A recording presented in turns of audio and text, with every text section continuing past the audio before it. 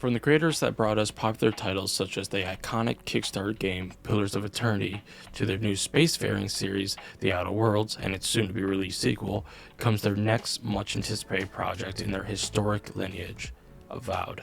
Avowed marks the third entry for Obsidian under the Xbox umbrella, following their service survival game, Grounded, and the 2D narrative adventure game, Pentiment.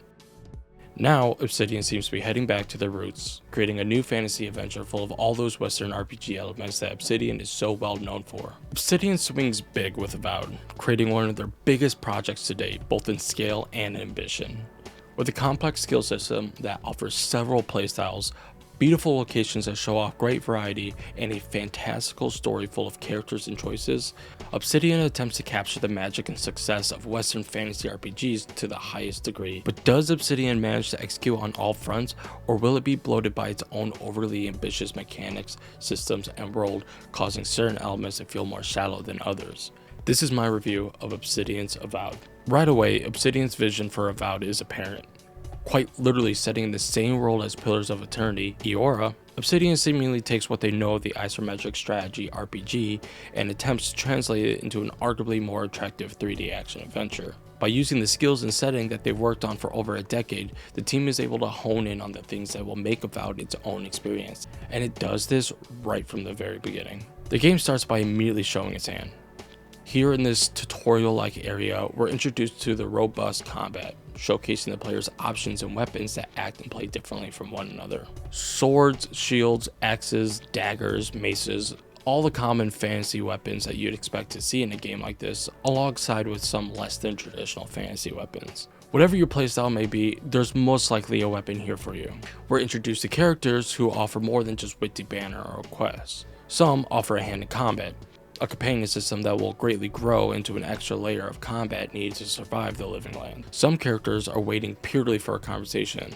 While maybe not offering a hand in combat, they may instead offer an interesting insight of themselves or the world, or compelling choices and dialogue that allow the player to feel more impactful, not only in the world they strive to heal and or understand, but in the player's own character, by deciding the traits and personality that will define them through available responses that reflect those personalities. The game also shows off its lush, vibrant, colorful world that is so full of life and wonder it demands exploration. It's a beautiful and surprising change from, as tradition demands, a darker, grittier fantasy world like Skyrim. All these elements come out the gate swinging hard, conditioning the player to quickly understand the core of the game and what to expect from this grand adventure.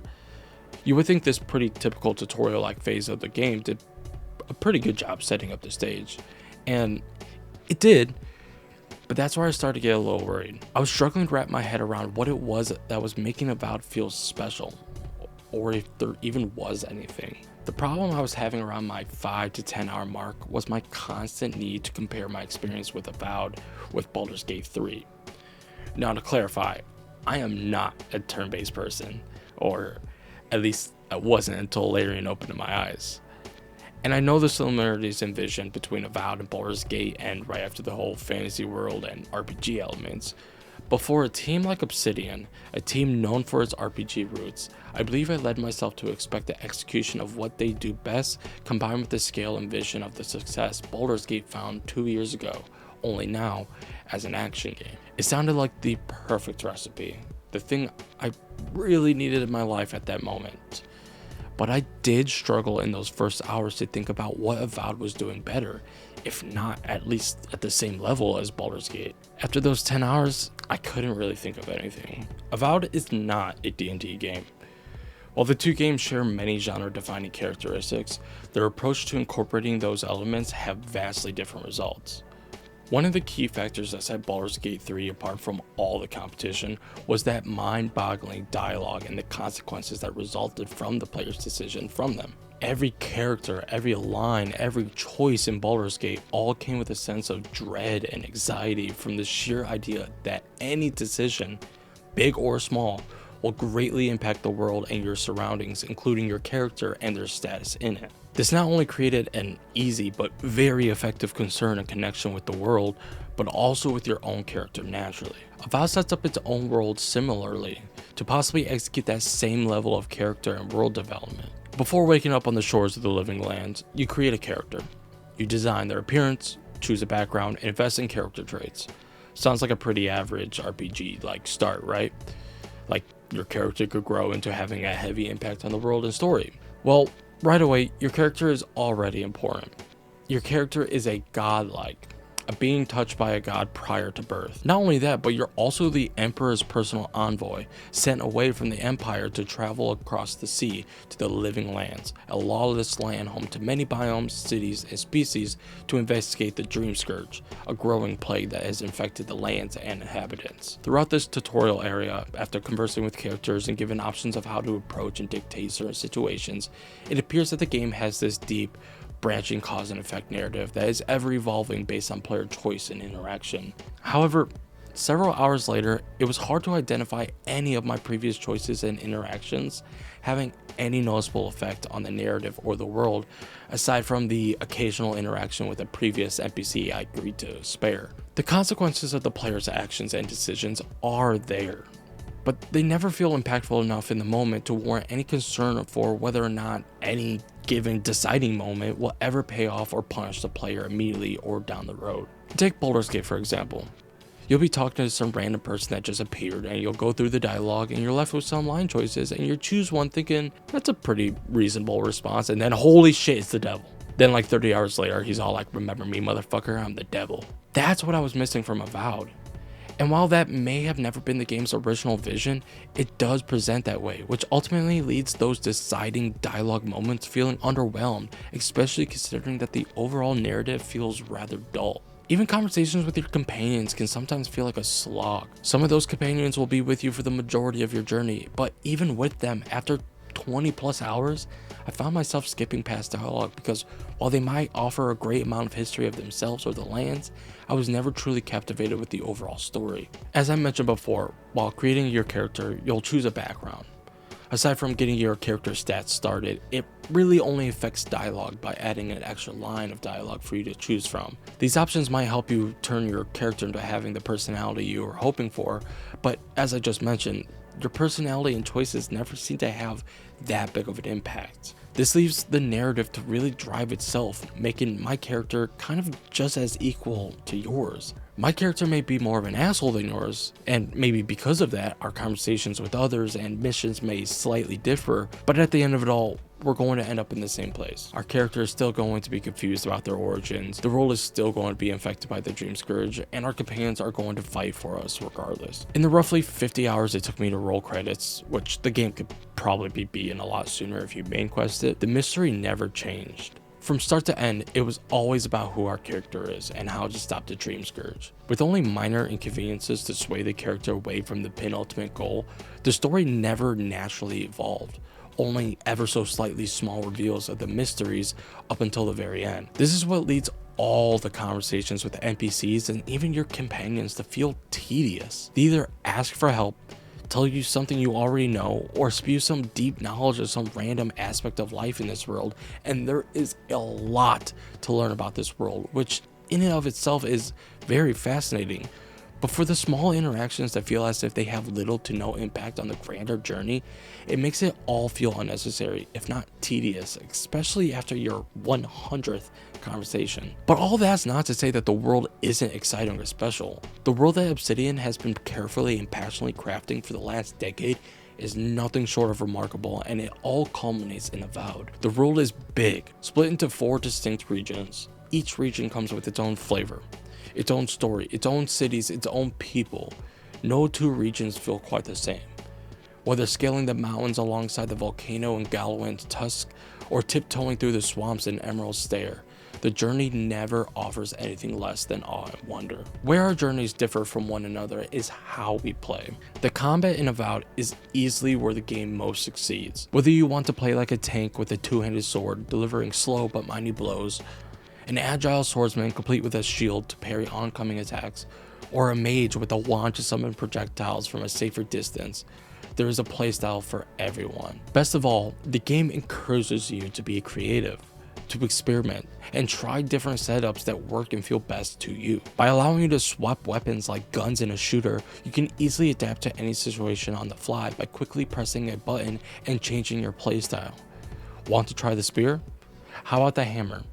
What if you try having a magical spell book in one hand and a goddamn pistol in the other? And if a certain tactic's not working out for you, then all you gotta do is press a button and you have your backup already in the palm of your hands. My personal go-to was the Grimoire and Wand. In one hand, I would rock the Grimoire, a book with a variety of spells that I can dispel at the cost of essence. In the other hand was my trusty wand. At first, I was kind of disappointed by this, thinking, I really have to use a book and a wand like I'm that stupid British kid just to use magic? Thankfully, combat works in synchronization with your skills. This is where the RPG elements shine the most. Much like most video games, completing quests and defeating enemies will grant experience, and through experience, you'll increase the level of your character. Upon leveling up, you'll earn 2 different skill points. One for increasing the attributes of your character, such as might, constitution, resolve, the usual fantasy stuff. The type of stuff that will increase your damage output, overall health, and stamina. The other skill point will be used on skills that are categorized by certain classes, which are really just play types. You can invest into any of these at any point. You're never locked into a certain playstyle should you invest in one area first. Even down the road, if you decide that you want to shake things up and try something new, you can respec your skills to more appropriately fit a different playstyle. The skills offer a lot, greatly differing the playstyles and making each one feel unique and worth investing in. This made using a wand as my primary a whole lot more interesting. Early on, I found myself really keen on electricity-based abilities that, when combined with my weapons, I deal massive amounts of stuns, keeping enemies at bay and allowing me to effectively sneak in these high-damage cinematic blows to my enemies. Some skills may be action-based, which do exactly as they sound, performing an action that you otherwise couldn't do before. The other ones are passive, which work in the background, such as increasing the damage of the wand, reducing the penalty of wearing heavy armor, or increasing the amount of electricity I accumulate towards enemies. This slow but steady flow of working towards a certain build in mind is exactly the kind of investment that makes a game of this size work so well. Not only is my character being more adaptable to the scaling world, but they're also unlocking new ways to play the game even 30-40 hours later. The game also ensures that this natural progression is necessary, as the enemy's level will spike as well. There is a difficulty wall that you will hit, and you will quickly learn that the investment in your character is equally as important as your character in the story. In order to climb this wall, it requires more than just your skills. Your weapons and armor will need to keep up with your enemies. To keep up with the world, you either have to pay the hefty price tag on better equipment, or upgrade your existing equipment yourself. To upgrade your tools, you must find supplies throughout the world, and you're not just looking for a couple of sticks. Some components needed are rare and require you to constantly keep an eye or ear out for that shimmering chest. This may sound like a tedious chore at first, but it creates a satisfying bond with your equipment as you start to feel a greater investment with them and are destined to find a way to keep that wand that you've had for the last 10 hours viable for the next 10. But if you don't feel entirely invested or confident with what you're rocking with, well then, hopefully that rare weapon you just stumbled upon will do the trick. But you'll only find those components and rare weapons if you set yourself out to simply explore. Upon starting in each region, your map is covered, revealing only the markers for the destinations of already established missions. This means that everything in between is a mystery and for you to discover. Paths, camps, and other points of interest stand in your way, and should you possibly find that interestingly looking house or cliff and decide maybe just to check it out real quick, you might just surprise yourself with that weapon or tool that you didn't even know you wanted. Unique weapons are found throughout the world. These weapons may carry an extra perk, such as a temporary speed boost after landing a heavy hit, or dealing additional frost damage. This makes exploring so rewarding that, even up until the end of the game for me, I was still finding new and unique things that looked so promising I would end up completely changing my loadout even if I have already invested so many hours into the one I already had. All of this, skills, weapons, crafting, they all work in tandem with the exploration of the great world so well, and exactly why this game took me so long to beat. As much as it may have seemed like I was down on this game, I actually really enjoyed my time. I may have had my complaints, but that was probably from me expecting just too much. I wanted so badly for this game to be Baldur's Gate 3, but 3D action. The game was not that, and I accepted that. After I got over that hill, I was able to manage my expectations. I allowed myself to appreciate the game for what it is and just play it. Avowed is fun, and that's probably the highest degree you could possibly give any game. It's very rare for a game to have such fun and rewarding combat and exploration that I'm actively changing my playstyle consistently. It's not a perfect game by any means. I think I've made that clear. But for a game of this scale to release only 3 years ago and still have another major RPG scheduled for later this year, it shows that Obsidian knows what they're doing. Obsidian's got the stuff, and they truly deserve their flowers. In the current state of the industry, with games taking 5, 6, 7, 8, 9, 10 plus years to make, you consider the sustainability. Whether a game announced will even see the light of day, or if the studio is even going to be there tomorrow. Obsidian released probably one of the biggest games in terms of scale that we'll probably see this year, and yet they still have another game coming out. Obsidian is the Xbox studio, and a sign that as long as Big Suit doesn't stand in the way of the creative process, great things will follow. Great job, Obsidian. Great job, Xbox.